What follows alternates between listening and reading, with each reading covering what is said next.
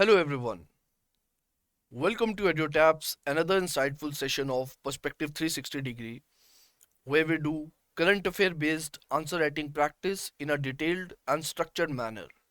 So if you are an aspirant preparing for exams like RBI, NABARD, etc., then this initiative is definitely going to help you with answer writing practice for the descriptive paper of phase 2. So let us begin with a discussion. And the topic that we have chosen for today is the climate resilient farming. And the reason why we have chosen this topic is because recently the Parliamentary Standing Committee submitted its report on promotion of climate resilient farming, and we are going to see the different aspects of this topic by understanding what is climate resilient farming and the different challenges and the solutions related to it. Another reason why this topic was in news because of the COP28 event. So at this event, Bihar's soil conservation and climate resilient agriculture practice, its roadmap related to climate resilient agriculture, it was appreciated and it gained a major limelight at this event. So there were articles related to this also, which is a good news, and different editorials with respect to this whole topic. So that's why I thought it would be a great opportunity if we are able to discuss this topic as a part of this session. Now, as far as the relevance of this topic to the syllabus is concerned, then the topic sustainable development and environmental issues have been mentioned very precisely, and this topic falls under this category. In the NABARD Grade A syllabus also, the environment theme has been mentioned, and you have to prepare this topic as a part of this theme. Now, if you are somebody who is new to our Perspective 360-degree series, then let me tell you that here firstly we give you an expected question, and we are going to discuss this expected question as a part of this session. And once this session is done, then you have to write the answer of this expected question in the comment box, which will be evaluated by our team within 48 hours. And let me also add that this whole initiative is going to be free of cost. So I hope it is clear to you.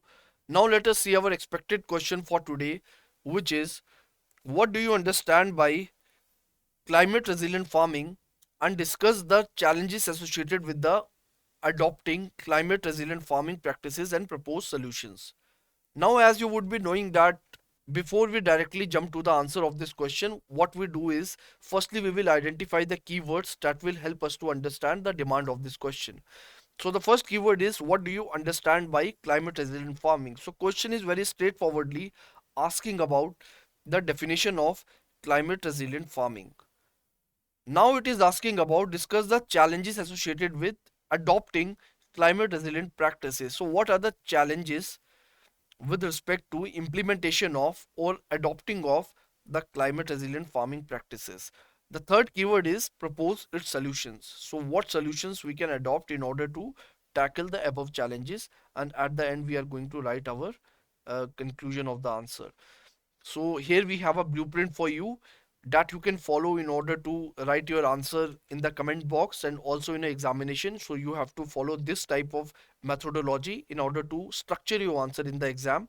So you will divide your answer into introduction, the body, and the conclusion. So introduction should be around 10 to 12% of the total word limit, and the same rule applies to the conclusion also. And the rest of the word limit should be allocated to the body part, where you will write your body in the form of different headings and subheadings. And under these subheadings you are going to write your relevant points, and you will substantiate these points with the help of relevant data, facts, examples. So this is what we discuss in all our sessions. So I hope the approach is clear to you. Now let us understand what is climate change before understanding climate resilience practices. But let me start from the basics. So when we talk about the climate, firstly we have to understand what is weather. So weather is nothing but it is a state of air or atmosphere at a particular place and time. So air, state of air or atmosphere at a particular place and time. When we talk about the state of air and atmosphere, then we talk about few factors, the few important factors that have to be considered, such as the temperature, the humidity, precipitation, which is nothing but rainfall, etc. These are the factors that we consider when we talk about weather, generally in our day to day life also. And let me tell you that when we talk about weather, then we are talking about these factors, which are temperature, humidity, and precipitation, for the short term time frame. This is the key word, that short term time frame when we are talking about the weather. How it is different from the climate? Climate also talking about the same things, but the main thing is that the difference is that climate talks about the long term weather patterns.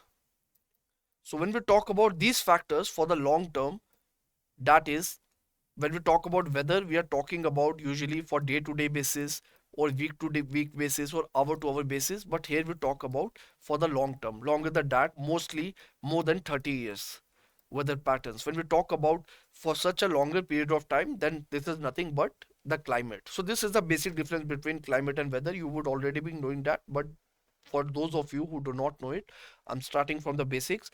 Now we have understood what do we mean by climate. Now let us see what do we mean by the climate change.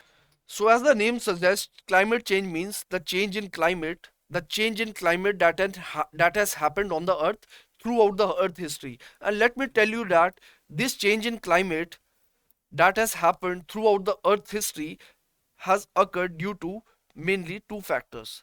The first ones are the natural factors, and the second ones are the human factors or the man-made factors. When we talk about the natural factors can be such as the volcanic eruptions, tectonic plates, change in the tectonic plates, then ocean currents. When we talk about ocean currents, then the events such as the El Nino, etc. You must have heard about it in 2023 when El Nino happened. So it was there in the news. So this is also one of the natural factors. Then there can be, can also be due to the change in Earth orbit, changes that happen in Earth orbit. So these are the different natural factors that occurs due to natural circumstances.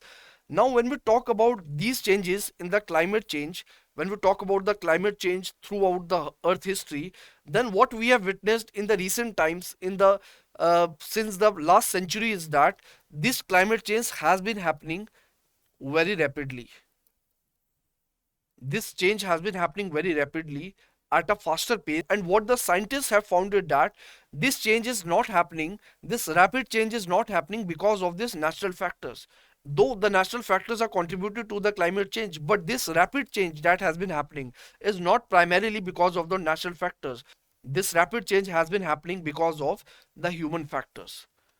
What are those human factors? The basic reason or the primary reason where the human factors have contributed to the climate change is because of the burning of fossil fuels.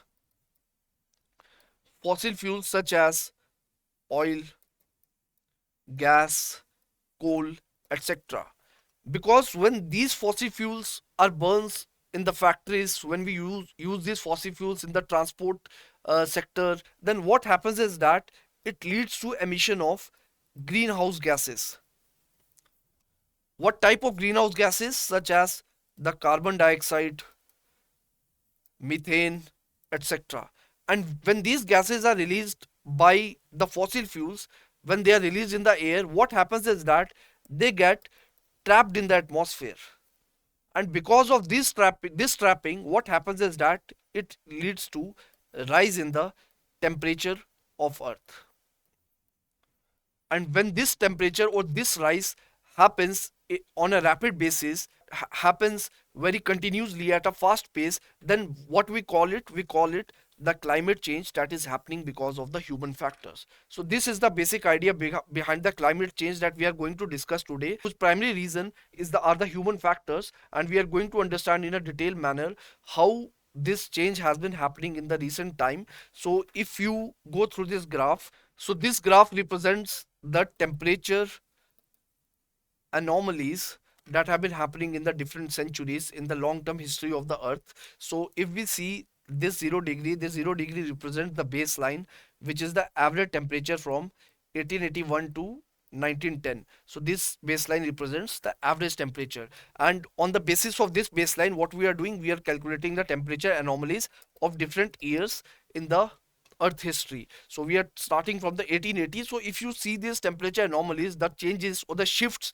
or in the pattern of the temperature with respect to this average baseline temperature, then you can easily see that how the temperature has increased in the past, and now you can see the increase has been so rapid and has been drastic, as far as if we compare it with the previous instances, especially before 90, let's say 1940s.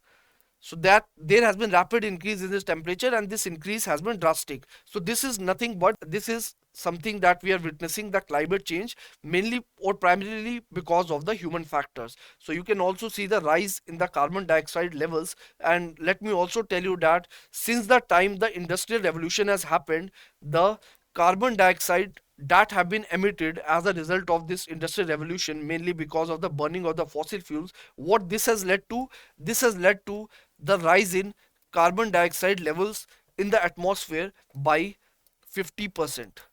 So this has been the impact of human factors in the climate change. This has been the contribution, which is a serious concern, and the scientists have been raising this concern since a long time now, and that is the reason why we are having different intergovernmental bodies and the summits such as the COP28 that recently happened, all these such type of summits.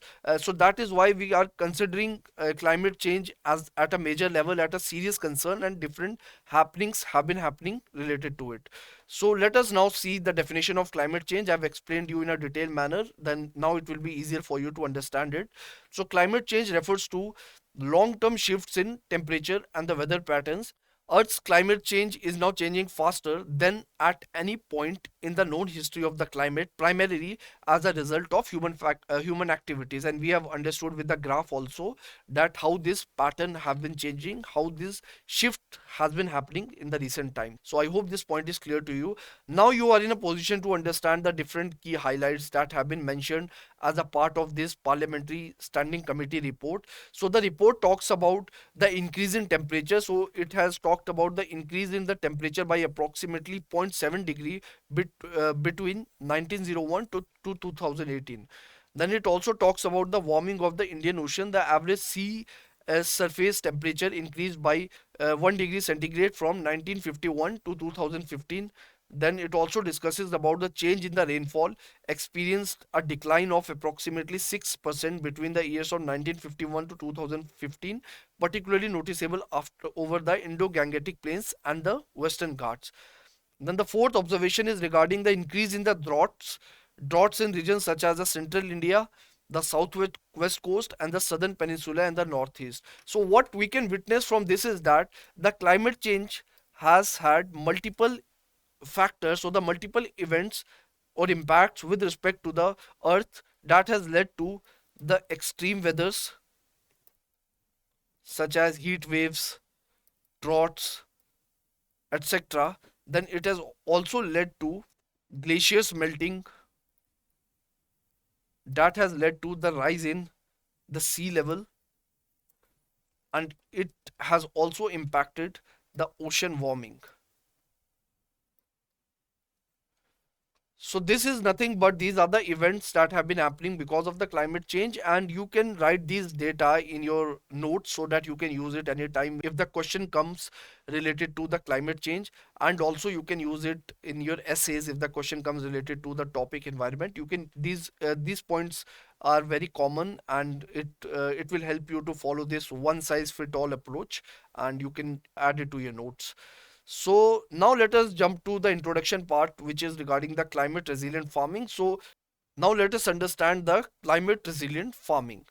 So let me open the white screen. So when we talk about the climate resilient farming, so climate resilient farming or nothing but these are the agriculture practices that are designed to withstand the effects of the climate change or to adopt the impacts of climate change, such as the extreme weather events and etc. So these are the strategies that are designed in the agriculture sector. And why do we need these strategies? Because of the impacts of climate change on agriculture. What type of impact climate change can have or is having on agriculture sector, such as on the crops and horticulture. Because of the climate change, we are witnessing the rise in temperature that is leading to events such as heat waves. Then we are also witnessing events such as floods. All these events impact the crops and horticulture by reducing the nutritional value of crops, and also the horticulture by bringing the shifts in the temperature and precipitation. Because you would be knowing that the horticulture sector is a very perishable sector. The horticulture products such as the tomato and the other fruits, so these are very perishable, so they are very sensitive to temperature and precipitation. So climate change is impacting both productivity and yield of crops and the horticulture. Secondly, it is also impacting the livestock because of the heat stress, and also the fisheries. Because if the temperature will increase, the temperature of the sea will increase, what it will lead to reduction in planktons, that can be zooplankton or phytoplankton, that will have an overall negative impact on fish larvae and adult fishes, and will disrupt the food chains in the water. So these can be the different impacts on the agriculture sector and other related sectors. So that's why what we need is we need climate resilient farming practices. So let us see what are climate resilience farming practices. I've explained you. Now let us read the definition. So climate resilience farming refers to agriculture practices and strategies designed to withstand and adapt the impacts of climate change, such as extreme weather events, changing precipitation patterns, temperature fluctuations, and shifting pest and disease pressures. So it involves judicious and improved management of natural resources with land, water, soil, and genetic resources through adaptation of best practices. So here is the question: what do you understand by climate resilient farming? So we are defining what is climate resilient farming, and we are covering its various aspects. So we are also writing some examples of climate resilient farming practices such as diversification of crops, then agroforestry. So agroforestry means integrating trees and shrubs in agriculture landscape. And how does it help in? It helps to improve soil fertility and retain soil moisture. This is the help of for the impact of agroforestry, which is one of the examples of climate resilient farming practices. Then we also have conservation agriculture. So conservation agriculture involves three things. The first is minimal soil disturbance, then permanent soil cover,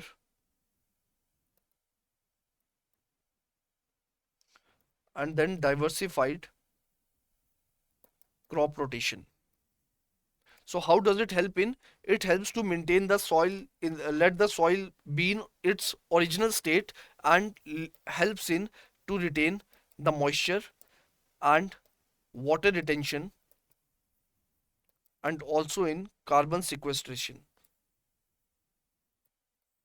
So these are the benefits of the conservation agriculture. Then the next is the crop rotation and the intercropping, which helps to reduce the spread of disease and pests in the agriculture. So these are the different strategies or the examples with respect to the climate resilient farming practices. And we have seen the introduction. We are defining, and since the question was asking about what do you understand by climate resilient farming practices, so we are defining what do we mean by it, and we are covering its few aspects with respect to that. Now let us move on to the body part, and let us see the challenges that are there in adopting the climate change resilient farming. So the first challenge is regarding the multi-dimensional intervention with respect to the implementation or the adoption of climate resilient farming. So the first thing that we need to understand with respect to multi-dimensional intervention is that firstly, the climate resilient farming is not a one size fit all approach. Why I'm saying that? Because as you would be knowing that, especially in case of India, India has a vast diversified geography, and each and every region demands different farming practices. It has different needs because of the changes in the pattern of rainfall patterns and the temperature patterns and the humidity patterns. So all those patterns are different. So that's why the climate resilient practices that we need to implement in different areas, they are also going to be different. So the one size fit all approach does not work here. We need an optimized approach that should be very much specified with respect to the area where we are adopting or where we are implementing that certain technique. So this is the first point. Second point is that the climate resilient farming implementation involves collaboration of different stakeholders. Stakeholders such as the farmers, the NGOs, then the government, etc. So different stakeholders have to be collaborated in order to implement the climate resilient farming in a better manner. So this is the first challenge, that is one of the major challenges. So let us read it for once. I've explained it to you that it involves intervention across multiple scales such as local, regional and even global levels. This complexity arises because of climate change impacts vary geographically and solutions need to be tailored to specific contexts. Then the climate change requires collaboration of different stakeholders, including farmers, scientists, policymakers, NGOs, and the communities. And each stakeholder brings unique perspective and expertise and resources to the table. So this is regarding the multidimensional intervention challenge with respect to the climate resilient farming. So one another important challenge with respect to adopting climate resilient farming is the skills and the training of farmers with respect to these techniques, because farmers do not have the enough awareness about the climate resilient farming. They do not have even enough awareness regarding the climate change that has been happening at such a rapid pace. So what we need to do, we need to increase the awareness and we need to increase their skills and training with respect to adoption of these techniques in a better manner. So this is regarding the second point, which involves the challenge in adopting with respect to the weak extension services because of the limited access to agriculture information technology and expertise that hinders farmers ability, and also the skill gaps among the farmers agriculture professionals, that farmers lack the technique or the awareness of climate change impacts and farming adoption strategies. Then there is illiteracy and limited access to formal education with respect to these challenges. So this is another important issue. So the third point is regarding the structural issues with respect to the agriculture sector, such as lack of infrastructure in order to prevent post-harvest losses. Then we also have structural issues related to lack of availability of quality seeds, then fragmentation of land holdings due to inheritance. Then there are also issues related to the over dependence on rainfall for irrigation, especially in rain-fed areas. So these are the structural issues that are there in the agriculture sector with respect to the challenges in adopting the climate resilient farming. Then there are also issues related to the delayed benefits, because as you would be knowing that these climate resilient farming techniques, what happens in this case is that the benefits of this technique may take time to show the tangible results. And what happens because of that is that farmers are hesitant to adopt these techniques because of the uncertainties that are involved. So what does it lead to? It lead to adoption of traditional farming methods and conventional inputs that lead to short term benefits to farmers, because these do not provide long term benefits, the traditional farming methods. So what do we need? We need to generate awareness among the farmers in order to make them adopt these climate resilient farming techniques, and make them aware that these techniques are going to offer them long term results. So the delayed benefits of this technique is also an important challenge, because of which we are facing difficulties in its implementation. The next point is regarding the policy issues, which involves the policy issues with respect to the government policies such as the MSPs, then the subsidies related to fertilizers. What happens as a result of this is that farmers become too dependent on such policies, and this leads to the practices such as the monoculture, then excessive use of water, because you would be knowing that a lot of farmers do not have to pay electricity bill in the agriculture. So what happens as a result of that is the excessive use of water in the farming sector. Then it also leads to issues such as the promotion of chemical based farming, because of the subsidies on agriculture. What the farmers do, a lot of farmers use the fertilizers in an excessive manner, that leads to chemical based farming practices, so which is also an important issue, which is also an challenge with respect to the adoption of climate resilient farming. So I hope it is clear to you. Now let us move on to the next point, which is regarding the solutions to these problems. So the one of the solutions can be the creation of single nodal agency at the national level.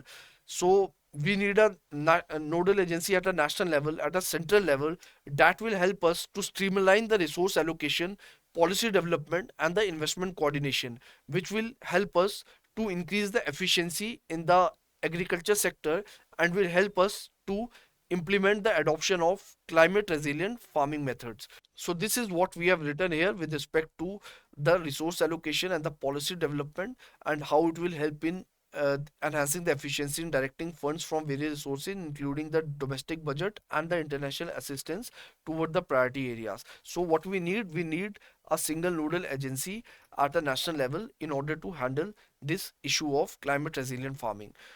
Now, the second point is regarding the strategies and technologies for climate change adaptation, which includes different adaptation techniques with respect to the technology, such as weather information network data system, which will help the farmers to make informed choices regarding weather patterns. Then adoption of heat tolerant varieties that will help in the drought areas.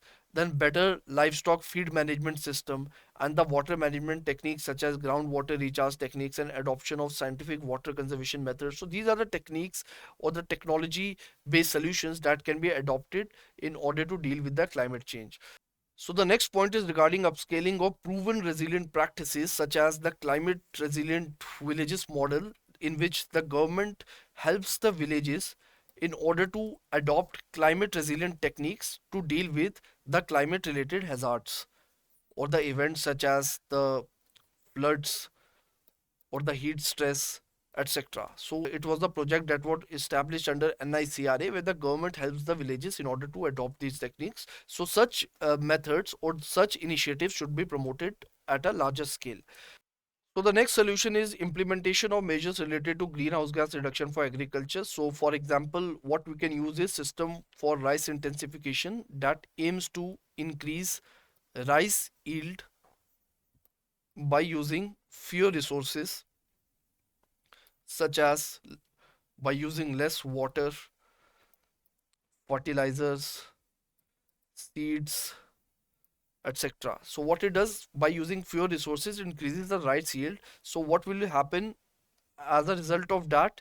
Because of the uses of less water, less fertilizers and seeds, it will lead to better water management.